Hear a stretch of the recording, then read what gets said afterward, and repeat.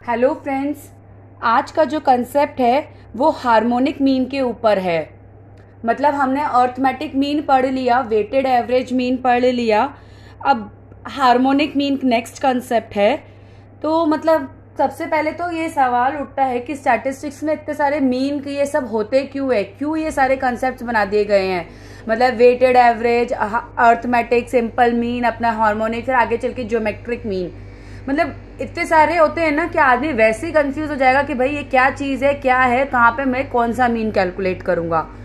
तो इस सब चीजों से बचने के लिए, इनको समझने के लिए सबसे ज्यादा इम्पोर्टेंट चीज है वो ये है कि इनका कंसेप्ट समझा जाए कि ये है क्या चीज।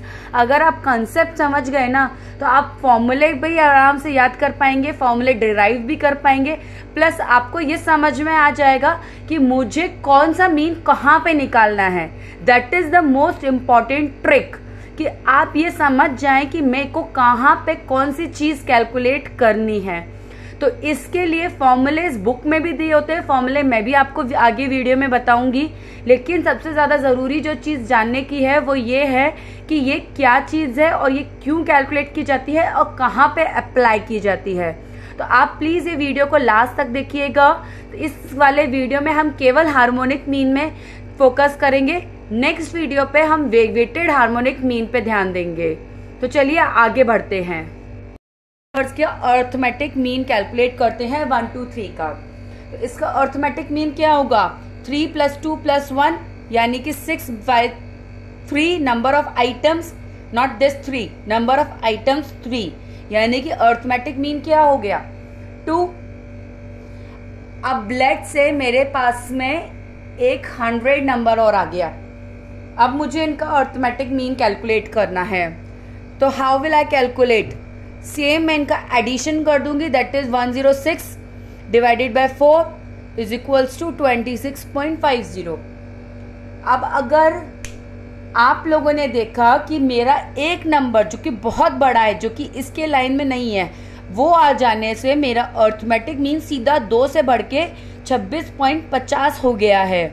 तो आप क्या समझते हो, केवल इस नंबर का इन्फ्लुएंस है इस अर्थमेटिक मीन के ऊपर, है कि नहीं है।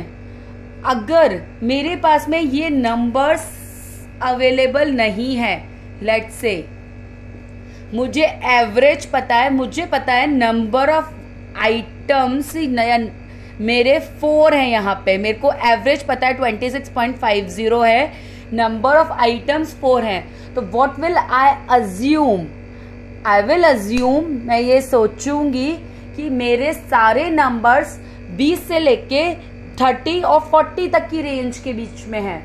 करेक्ट। मैं ऐसा एकदम से नहीं सोच सकती हूँ ना कि मेरे नंबर्स 1 से 5 की रेंज के और एक नंबर मेरा 90 या 100 के आसपास का है जिसकी वजह से मेरा एवरेज है। जनरली हम ऐसा कुछ अज्यूम नहीं करते हैं, नहीं सोचते हैं। तो इसलिए मेरा अर्थमेटिक मीन जो होता है वो most of the times correct picture नहीं देता है।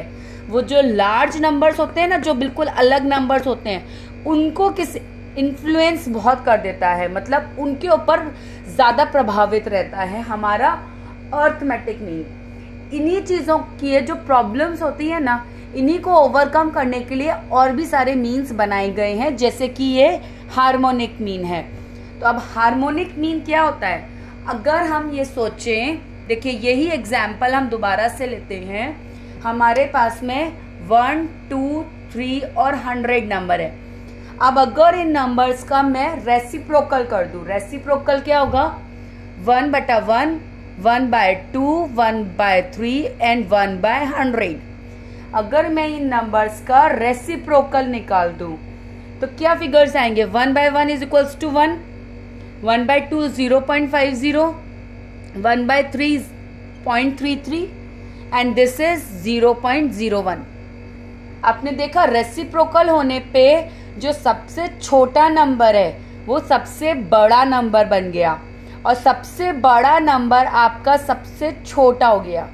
यानी कि जब आप किसी भी नंबर्स को रेसिप्रोकल कर देते हो, उनको 1 से डिवाइड कर देते हो, तो आप जो ये बड़ा नंबर है इसका इन्फ्लुएंस कम कर देते हो।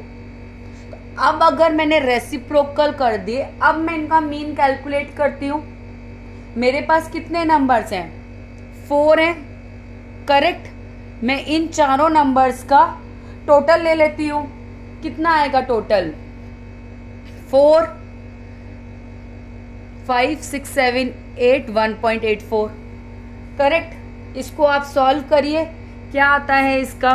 करने पे मेरा आंसर आता है 2.17 सॉरी। तो यानी कि मेरा एवरेज क्या है, मेरा मीन क्या है? 2.17, जो कि हमने इनिशियली ये जो 3 नंबर्स निकाले थे 1, 2, 3, इनका एवरेज निकाला था 2, उसके आसपास ही है। यानी कि अब अगर मैं ये मीन कंसिडर करती हूँ तो मैं मोटा मोटा ये अज्यूम कर सकती हूँ कि मेरे numbers, most of the numbers, not सारे numbers but most of the numbers 1 से लेके 5, 6 की रेंज के बीच के ही हैं, एंड दैट इज करेक्ट। तो यानी कि अगर मुझे इन नंबर्स में इनमें करेक्ट पोजीशन निकालनी है तो what I have calculated? I have calculated harmonic mean.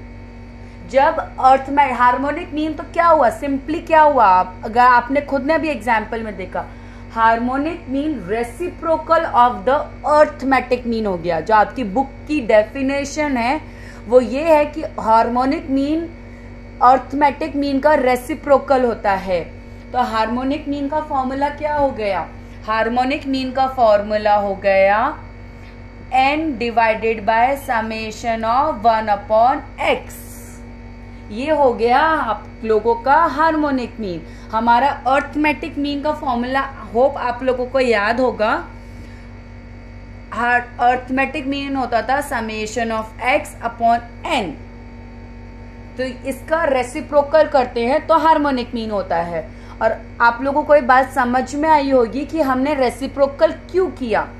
हमने रेसिप्रोकल तभी करते हैं जब हमारे पास में कुछ एक्सट्रीमली लार्ज नंबर्स या फिर कुछ अलग नंबर्स होते हैं जिनका हमें इन्फ्लुएंस खत्म करना है हमारे मीन के ऊपर से। तो हम क्या करते हैं? हम हार्मोनिक मीन कैलकुलेट करते हैं उस केस में, ताकि हमारा मीन की वैल्यू जो आए वो एक्यूरेट आए, फेयर रिप्रेजेंटेटिव हो हमारा मीन पूरे डाटा सेट का। This is our harmonic mean. हम फटाफट से एक क्वेश्चन सॉल्व करके देख लेते हैं हार्मोनिक मीन का, ताकि हमारा ये कंसेप्ट पूरी तरीके से अच्छे से क्लियर हो जाए। अब ये जो क्वेश्चन है इसमें हमें कॉन्टिन्यूअस सीरीज दी गई है और उनकी फ्रीक्वेंसी दी गई है, क्लास इंटरवल्स और फ्रीक्वेंसी दी गई है। अब इस केस में हार्मोनिक मीन कैसे कैलकुलेट होगा? तो हार्मोनिक मीन का फॉर्मूला हो गया summation of f upon summation of f into 1/x। तो ये हो गया हमारा हार्मोनिक मीन का फॉर्मूला। तो अब इसमें x क्या होगा? x होगी हमारी मिड वैल्यूज। तो इनकी मिड वैल्यूज कैलकुलेट कर लेते हैं हम लोग। तो ये आ गई हमारी मिड वैल्यूज। अब हम 1/x कैलकुलेट कर लेते हैं। 1/x यानी कि 1/5, 1/15, 1/25, 1/35, 1/45। आप चाहें तो इसको पूरा सॉल्व भी कर सकते हैं, नहीं तो अभी हम फ्रीक्वेंसी से मल्टीप्लाई करेंगे तो भी हमारी कैलकुलेशन इजी हो जाएगी। जैसे कि फ्रीक्वेंसी मल्टीप्लाई बाय 1/x यानी कि 10 मल्टीप्लाई बाय 1/5 यानी कि 2 हो गया। इसी तरीके से 7 डिवाइडेड बाय 15 कर लेते हैं जो कि 0.47 आएगा और हम पूरा कैलकुलेट कर लेते। तो ये देखिए ये हमारा पूरा f मल्टीप्लाई बाय 1/x हमने कैलकुलेट कर लिया है। इसका हम समेशन कर लेते हैं जो कि हमारा हो गया summation of f into 1/x। ठीक है, ये हमारा आ गया। इसी तरीके से हम समेशन ऑफ f निकाल लेते हैं। हमारे पास अब सारी वैल्यूज आ गई, फॉर्मूले में पुट कर देते हैं। 35 divided by 3.01 that is equals to 11.63। तो ये आ गया हमारा हार्मोनिक मीन। आज के वीडियो में हमने हार्मोनिक मीन अच्छे से पढ़ लिया है, समझ लिया है क्यों हार्मोनिक मीन कैलकुलेट करते हैं, इसका क्या फॉर्मूला है, इसके एग्जाम्पल वगैरह सब हमने अच्छे से देख लिए हैं। अगर इसमें आपको कोई भी प्रॉब्लम हो तो मुझे कमेंट्स करके ज़रूर बताइएगा। नेक्स्ट वीडियो में हम वेटेड हार्मोनिक मीन जो कि इसी का ही पार्ट है वो करेंगे।